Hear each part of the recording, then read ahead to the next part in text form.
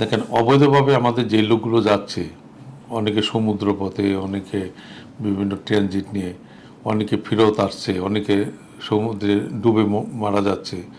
এগুলি কখনই কাম্য হওয়া উচিত না একটা নাগরিক হিসেবে।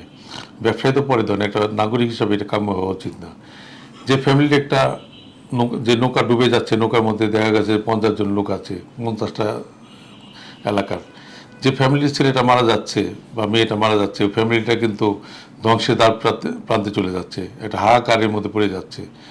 তো এভাবে যে আমাদের লোকজন রাস্তায় আটকে থাক বা বাই রোডেও যদি যায়, বাই এয়ারেও যদি যায়, দেখা গেলো যে মালয়েশিয়া পর্যন্ত গেল, ওখান থেকে নেক্সট ফ্লাইটটা তারা যেতে পারলো না, আটকায় দিল, ওখান থেকে ব্যাক করে আসলো, বা ওখানে যায় জেলের ভিতর আটকা পড়লো। তো এগুলো তো সুস্থ ব্যবসায়ী না, বা সুস্থভাবে বিদেশে যাওয়ার কোনো প্রক্রিয়া না। আমরা অবশ্যই এগুলি নিরুৎসাহিত করব যে আমাদের লোকজন যেন এভাবে না যে রাস্তাঘাটে বিপদে পড়ুক, এটা আমাদের কাম্য হওয়া উচিত না এবং চাওয়া হওয়া উচিত না।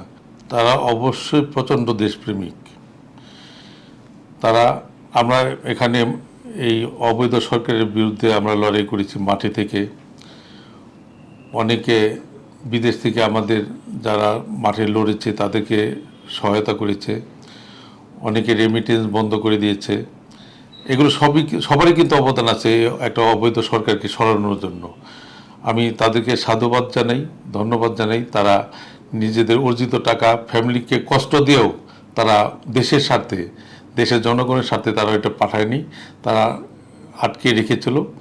এটাও তাদের যুদ্ধের একটা অংশ। এই সরকারকে প্রতি অনাস্থা, সরকারকে না বলার একটা তাদের ভাষা। তারা সরকারকে সকলে মিলে না বলেছে, এই কারণে কিন্তু সরকার পালাতে বাধ্য হয়েছে। পুরো জাতি যখন একত্রিত হয়েছে, পুরো জনগণ যখন একত্রিত হয়ে সরকারের বিরুদ্ধে অবস্থান নিয়েছে, তখনই কিন্তু সরকার পালাতে বাধ্য হয়েছে। এবং এর পেছনে সকলেরই অবদান আছে, সে ফিল্ডে থাকুক আর না থাকুক।